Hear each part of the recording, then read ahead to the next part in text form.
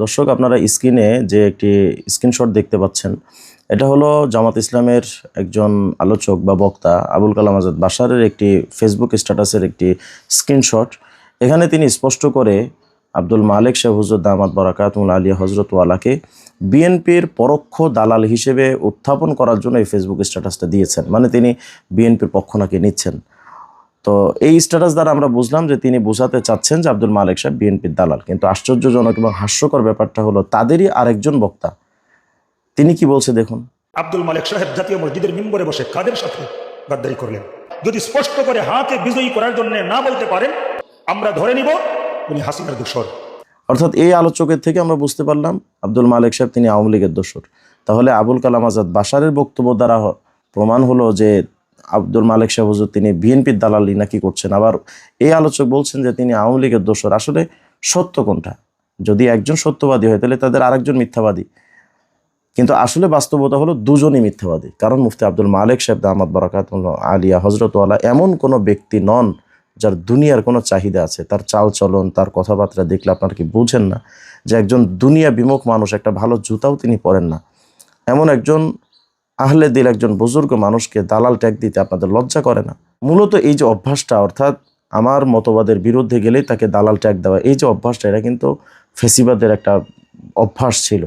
যখনই কোনো আলেমের কোনো বক্তব্য পছন্দ হতো না, সাথে সাথে তাকে বলা হতো হয়তো উগ্রবাদী, নইলে বলা হতো তার ব্যাপারে তিনি জঙ্গি, অথবা বলা হতো রাজাকার। মানে এই যে ট্যাগ দেওয়া অভ্যাসটা, এটা তো পতিত স্বৈরাচার সরকারের একটা অভ্যাস ছিল। সেই অভ্যাসটা এখন কথিত ইসলামিক ফেসিবাদের একটা বাস্তব রূপ আমরা দেখতে পাচ্ছি। আশ্চর্য ব্যাপার হলো কিছুদিন আগেও এরা আমার ব্যাপারে একটা ফটো কাট করে ছেড়েছিল যে আমি বিএনপির দালাল। এদিকে আমির হেফাজত আল্লামা শাহ মুহিবুল্লাহ বাবুনগরী দামাত বারাকাতুল আলিয়া হজরতের ব্যাপারে ওরা বলেছে এরা হুজুর বিএনপির দালাল। আসলে এই যে দালালি ট্যাগ দেওয়ার অভ্যাসটা মূলত কুল্লু ইনা ইনাতরাশাউ বিয়াম ফিহি, যেই ভান্ডের মধ্যে, যেই ডিব্বার মধ্যে যেটা থাকে সেটা বের হয়। বাস্তবতা হলো এই জামাত ইসলাম যে আমেরিকা দালালি করছে, এর কতগুলো প্রমাণ লাগবে আপনাদের? দেখুন, আমি কয়েকটা প্রমাণ আপনাদের সামনে পেশ করি। আমেরিকা অলরেডি চাচ্ছে যে এই দেশের রাষ্ট্রীয় ক্ষমতায় জামাত ইসলামী বাংলাদেশ আসুক। জামায়াতের আমিরের সঙ্গে তার বাসায় বৈঠক করেছেন মার্কিন রাষ্ট্রদূত। জামায়াতের সাথে বন্ধুত্ব করতে চাইছে যুক্তরাষ্ট্র।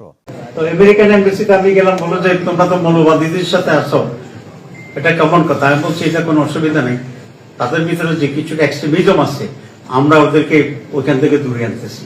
বলে যে তাই ঠিক আছে। আমেরিকান অ্যাম্বাসেডর এখানে আসছে, বাংলাদেশ জামাত ইসলামের সাথে ওরা আগে থেকেও তারা কাজ করেছে এবং আগামীতে আরো বেশি ক্লোজলি তারা কাজ করবে। আলহামদুলিল্লাহ, পৃথিবীর কোন দেশে আমেরিকা চায় না ইসলামী দলের নেতৃত্বে সরকার গঠন হোক। এবার সেই আমেরিকাও এখানে দুর্নীতিমুক্ত, বৈষম্যহীন সমাজ কায়েম করতে, দেশ কায়েম করতে জামাত ইসলামীকে নির্ভর করে অগ্রসর হচ্ছে। এই বক্তব্য দ্বারা আপনারা কি বুঝলেন? যারা সরাসরি আমেরিকার এজেন্ট হিসেবে কাজ করছে এবং তারা স্পষ্ট করে জাতির সামনে এটা বলেও দিচ্ছে, তারা এবার আমাদেরকে বিএনপি বা আওয়ামী লীগের দালাল ট্যাগ দেয়। কিন্তু বাস্তবতা হলো তারা এই যে আমাদেরকে বিভিন্ন দিকে ট্যাগ দিচ্ছে, জাতি আসলে এগুলো এখন আর খায় না। মুফতি আব্দুল মালেক সাহেব হুজুরকে বিএনপির দালাল বানিয়ে ফেলছে, আমাদেরকে সবাইকে বিএনপির দালাল বানিয়ে ফেলছে। মানে জামাতের বিরুদ্ধে যেই কথা বলবে সে এখন দালাল হয়ে যাবে। তো আপনারা যে নিজেরাই আমেরিকান দালাল, এই ব্যাপার আপনারা স্ক্যান করেন না কেন? নিজেরা আমেরিকার এজেন্ট হিসেবে কাজ করে আপনারা আবার আমাদেরকে বিএনপির ট্যাগ দেন, আপনাদের লজ্জা লাগে না? বাকি আমি আপনাদেরকে একটি বাস্তবতা বলে রাখি, আতরের ডিব্বা যদি কেউ লাড়া দেয় তাহলে আতরের ডিব্বা থেকে কিন্তু সুঘ্রাণ চতুর্দিকে মুহুর্মুহু ছড়িয়ে পড়ে। ঠিক তেমনইভাবে মুফতি আব্দুল মালেক সাহেব হুজুর দামাত বারাকাতুল আলিয়াকে নিয়ে আপনারা যতই ঘাটবেন ততই তার সুঘ্রাণে মানুষ সুবাসিত হবে, আর আপনারাই আখের নাস্তা নাবুদ হয়ে যাবেন। মুফতি আব্দুল মালেক সাহেবকে একটা টোকা দেওয়ার মতো ক্ষমতা আপনাদের হবে না ইনশাআল্লাহ। মনে রাখবেন সূরা হুজুরাতের 12 নম্বর আয়াতের মধ্যে আল্লাহ সুবহানাহু ওয়া তাআলা বলেছেন, ইয়া আইয়ুহাল্লাযীনা আমানু ইজতানিবু কাসীরাম মিনাজ-যন ইন্না বা'দাজ-যন্নি ইসম। সাবধান হে ঈমানওয়ালারা, তোমরা ধারণা প্রসূত বিষয় থেকে তোমরা বিরত থাকো। ধারণা করে কারো উপর ট্যাগ লাগানো, কারো ব্যাপারে ধারণা করে কোনো কথা চাপিয়ে দেওয়া, এগুলো কোনো মুসলিমের কাজ হতে পারে না। ইন্না বা'দাজ-যন্নি ইসম, কিছু কিছু ধারণা তো সুস্পষ্ট অপরাধ, সুস্পষ্ট গুনাহ। সুতরাং ধারণা প্রসূত এই সমস্ত কথা থেকে আমাদের সকলের ফিরে আসা উচিত। আসসালামু আলাইকুম ওয়া রাহমাতুল্লাহি ওয়া বারাকাতুহু।